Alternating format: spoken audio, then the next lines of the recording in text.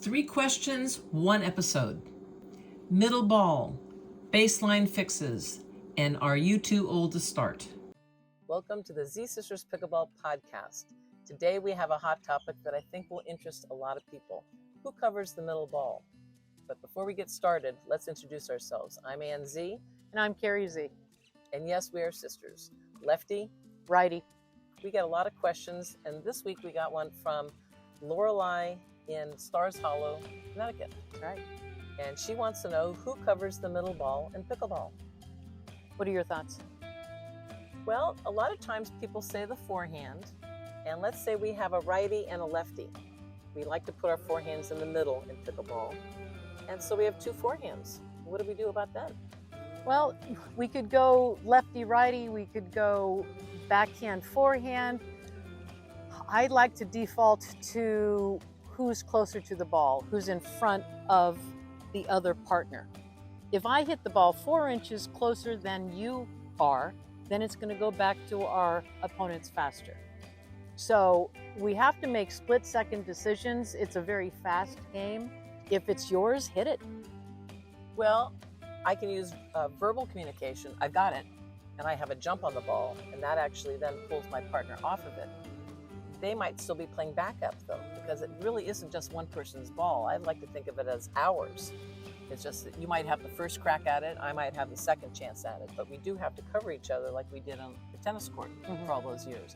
Someone can say it's mine, but it's not strictly just that, because it really is our ball. And then when you go first, closest to the ball, I play the backup. Let's say that you missed it, I'm ready to go. I'm not just going to be focused forward and not thinking about what you're doing, because we are doing this together, and sometimes we have to read the court. Well, I like the way you said it's our ball and it's our defense. We are not going to let that ball go past us in the middle. We did have a few opportunities when we were younger and we were competitive on the tennis court, and there were a number of balls basically in a row that our opponents hit through the middle of the court, and one went past us, and we looked at each other like cartoon characters. And then the second one happened. I was like, wait a minute, okay. No one's going to get that third ball through us. Right, so even if we crowd the middle, now look what we've done.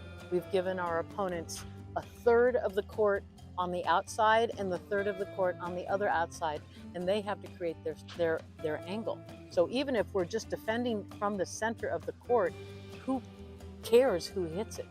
We can also hit paddles, and that is actually okay. People think that, oh, what should we have done differently? Nothing, we both were going for it. Now, if our head is between the paddles, that matters, but if nobody's hurt, we're both going for the ball, that's fine. So the answer isn't really hard and fast, mine or yours, though you could say mine and go for it. I think the thing to avoid is to say mine and not go for it. No. That would be a mistake. If nobody goes for it, then we talk about it right after that point, and we say if that happened directly in the next point, who would cover it? Because we're going to learn as we go, and that will depend on how many games we've already played, how tired are we, is it a tournament where we have to win no matter what, is it fun rec play and we're going to switch partners anyway.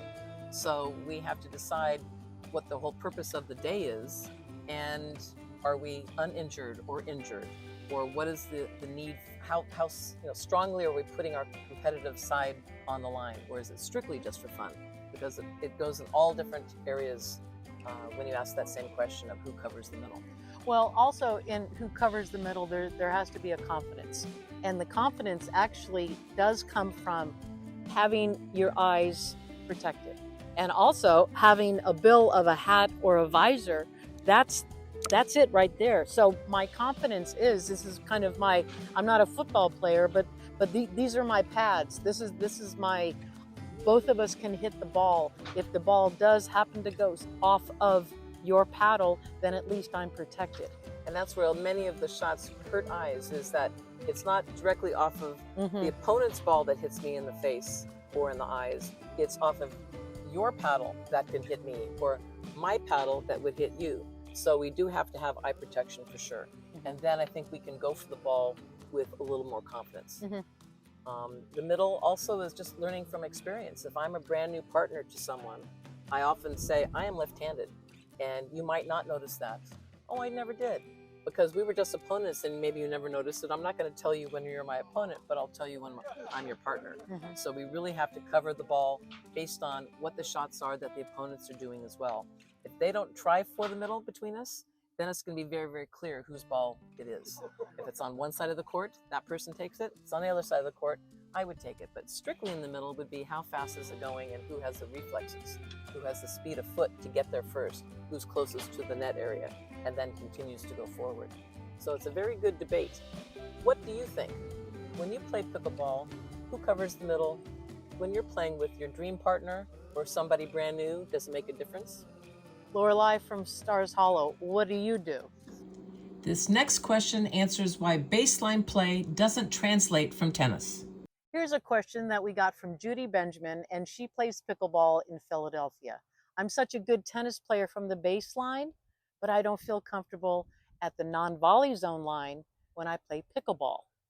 I don't volley very well. It sounds like she wants to play baseline pickleball. Right. So how do we convince her? We're not here to convince anybody of anything. All we're doing is discussing basically the geometry of the court. So let's go with that. Okay, the pickleball court is much smaller. From baseline to net is 22 feet. The non-volley zone is 7 feet from that net. Would you rather hit a ball 7 feet or 22 feet? Which one's easier to you? Seems 7 feet. And I'd prefer to hit down on the ball when I'm closer to the net. When we're 22 feet or at the baseline, then we're having to lift the ball over the net. And if the ball doesn't drop right at our opponent's feet, then they're going to give us the old smasheroo. It's just too far to hit and rally from the baseline successfully to win the point. You have less angle, you don't get to hit down on the ball, and it just isn't really a thing in pickleball. Even if you're playing singles, most people have the need to come up so that they control the court and also put up a barrier known as a physical wall. If we're playing doubles and we're together at that non-volley zone line, let's see them get the ball through us. Well, that's it. It's a barrier. And the visual that we have on this small court is we're like giants at the net. That's the fun part about playing on the pickleball court, is that we are actually larger life. So if both of us are standing at the non-volley zone line, or at least forward, then the visual, there's no hole. The only place to go up, go ahead. I double dare you to get the ball over the net with a lob. We do have an overhead. The ball may go out and it may drop in which case we say nice shot. Nice shot. That's all you have to do. And chances that they do one after the other is very, very slim because it's so hard to control a ball with holes. The wind can take it. All sorts of factors, spins, can take this ball going into places that we've never, ever seen of it, like a tennis ball. A tennis ball has fuzz. It has a path that we expect. But when you're playing, especially coming from tennis to pickleball, this ball is really, really hard to control. So a lob isn't going to be easier to hit on a pickleball court that's smaller. Just like in tennis, it's not always going to go in. So why worry about something that hasn't happened? Get up to that net, keep that paddle out in front. That way, that's going to keep you safe. Put on protective eyewear. That is going to keep you safe. And just practice it. So if you go out, you don't have to play hard hits. You just want to get comfortable at that non-volley zone line and play the baseline when you're serving and play in the baseline when you're receiving, but then transition through the middle of the court up to the front of the court, and you're going to find it way more fun winning points. I agree. And there's another thing that I think this is a mindset. If both you and I are at the non-volley zone line, at the net, now we're dictating play.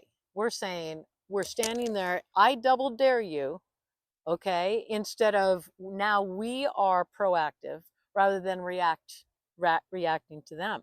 Now our opponents are reacting to our position. So what would you like? Would you like to be proactive or would you like to be reactive? And I think there's no question. Judy, give it a try.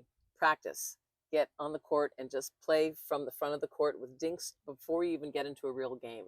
You're going to find that you really like it because there's so many more things that you can do with angles and hitting down. And over 50% of the points are going to be won at that non-volley zone lane anyway. Next up, we answer the question, is there an age limit for beginning pickleball? Find out here.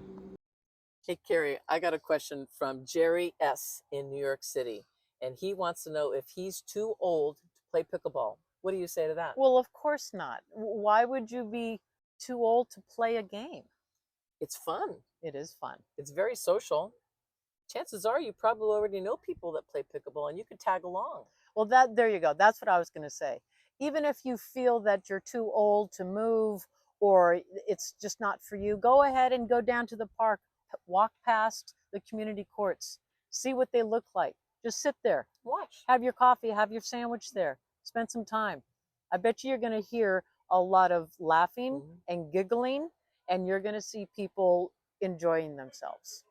And in the meantime, if you click on the link below, you'll find a link for our book, 7 Days to Confident Pickleball, after 55. I'm after 55. And so am I. And we have put together a short booklet that has the terminology, the rules very briefly explained so you'll understand them. We don't go into elaborate discussion about it, but it's very simple because it is a game. Like tennis, that the ball goes back and forth over a net. The equipment's a little different. We use a paddle and a wiffle ball, a ball with holes, rather than a fuzzy ball like in tennis. A racket, by the way, has strings. A paddle is a solid surface. And that's how you can tell the difference from different games. For example, squash has a racket. Ping pong has a paddle. All of a sudden, you're going to be able to call it the right thing.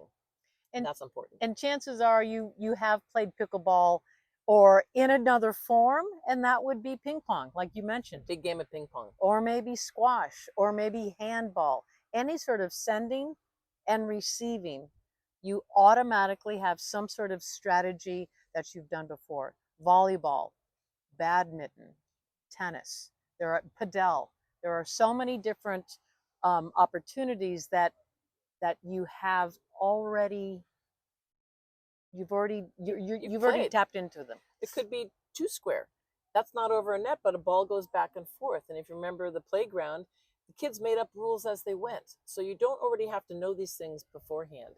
Now, we do get questions about, I've never really played a ball game before, or it's been years since I don't even own a pair of tennis shoes. Whatever the story is, those are just roadblocks and excuses to not play. So I think I like going out with a friend or a neighbor or a family member. It could be your grandkid, could be a son or a daughter, anybody that you know that they want to take you, and you could watch them and then you can try it. So you can just stand there and hit a light ball back and forth. You'll find that the point of entry to playing this game is much simpler than other sports like tennis, which is a giant court. This is a small court. You mentioned badminton. It's the same size as a badminton court. And that is just a little bit smaller, just makes it a little bit more intimate and fun because the laughter is there. And then the point of entry would be get some proper shoes. All right. We don't want to injure ourselves right off the bat. So some sort of court shoe. All right. You could running shoes, no. You could look up what a court shoe is. The court shoe has lateral movement and support to support your body going forward, backwards, sideways. And you need eye protection. If it's daytime, sunglasses are fine.